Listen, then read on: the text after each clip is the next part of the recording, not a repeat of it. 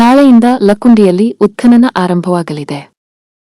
ಉತ್ಖನನ ಚಾಲನೆ ಮಾಡಿ ಈ ಬಿಸಿಲು ಬರಬೇಕು, ಮಳೆ ಗಿಳೆ ಎಲ್ಲ ಪೂರ್ಣ ನಿಲ್ಲಬೇಕು ಅಂಥೇಳಿ ತಂತ್ರಜ್ಞರು ಸಹಿತ ತಜ್ಞರು ನಿರೀಕ್ಷೆ ಮಾಡಿದರು ಹಾಗೂ ಆ ರೀತಿ ಮಾರ್ಗದರ್ಶನ ಮಾಡಿದರು.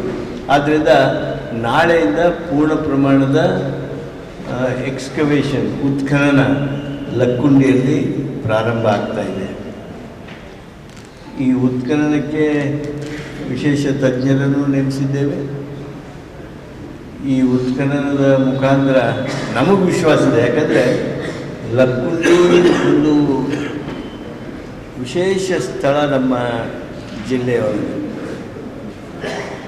ಅಲ್ಲಿ 101 ಗುಡಿ ಇದ್ದು, 101 ಬಾವಿ ಇದ್ದು, ಏನು ಇತಿಹಾಸ ಹೇಳ್ತಿತ್ತು ಆ ಇತಿಹಾಸ ಕೆಲವರು ಒಪ್ಕೊತಿದ್ರು, ಕೆಲವರು ಒಪ್ಕೊತಿದ್ದಿಲ್ಲ, ಸಂಶಯ ವ್ಯಕ್ತ ಮಾಡ್ತಿದ್ರು, ಏನೇನೋ ಮಾಡ್ತಿದ್ರು. ನಮಗೆಲ್ಲರಿಗೂ ಗೊತ್ತಿದ್ದಂಗೆ ಅಲ್ಲಿ ಪ್ರತಿ ಮಳೆಗೆ ಸ್ವಲ್ಪ ಮಟ್ಟಿಗೆ ಆದ್ರೂ ಬಂಗಾರ ಸಿಗ್ತಿತ್ತು, ಹವಳ ಸಿಗ್ತಿತ್ತು, ಮುತ್ತು ಸಿಗ್ತಿತ್ತು. ಈಗ ಇಷ್ಟೆಲ್ಲ ನಾವು CC ರೋಡ್ ಮಾಡಿದ ಮೇಲೂ ಸಹಿತ ನೀವೇ ಇವತ್ತು ಪತ್ರಿಕೆ ಒಳಗೆ ನೋಡಿದೆ, TV ಒಳಗೆ ನೋಡಿದೆ, ಬಡಗೇರು ಮಾಸ್ತರು ನಮಗೆ ಅವತ್ತೇನು ಪಲ್ಲಕ್ಕಿ ತೊಗೊಂಡು ಹೋದ್ವಲ್ಲ, ನಾವು ಆ ಪಲ್ಲಕ್ಕಿ ತೊಗೊಂಡು ಹೋಗಿ ನಮಗೆ ಆ ಪಲ್ಲಕ್ಕಿಗೆ ಹಾಕಿದ ಅಲ್ದನ ಈಗ ಮತ್ತೆ ಅವ್ರಿಗೊಂದು ಇಡೀ ಮುತ್ತು ರತ್ನ ಹವಳ ಬಂಗಾರ ಸಿಕ್ಕದು. ಅಂದರೆ ಇದು ಆ ಗ್ರಾಮದ ವಿಶೇಷ ಸಂಪತ್ತಿಗೆ. ಇದು ಒಂದು ಕಡೆ. ಈಗ ನೀವು ನಿಧಿ ಸಿಕ್ಕದ ಕೂಡ ನಿಧಿ ಬಗ್ಗೆ ಭಾರಿ ಲಕ್ಷ್ಯ ಕೊಟ್ಟಿರಿ. ನೀವು ನಿಧಿಗಿಂತ ಹೆಚ್ಚು ದೊಡ್ಡ ಸಂಪತ್ತು ಅಲ್ಲಿರೋದು ಅಂದರೆ ಕಲಾಕೃತಿಗಳು, ನಮ್ಮ ಸಂಸ್ಕೃತಿ, ನಮ್ಮ ಇತಿಹಾಸ, ನಮ್ಮ ಪರಂಪರೆ, ನಮ್ಮತನ.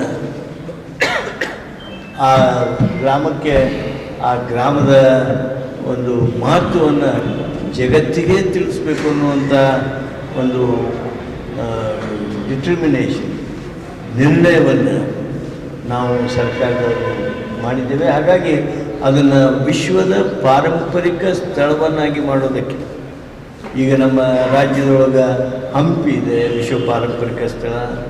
ಹಳೆಬೀಡು ಬೇಲೂರು ಇದೆ, ನಮ್ಮ ಬಾದಾಮಿ ಪಟ್ಟದಕಲ್ಲಿದೆ, ಆಮೇಲೆ ನಮ್ಮ ಸಹ್ಯಾದ್ರಿ ಬೆಟ್ಟಗಳದಾವು.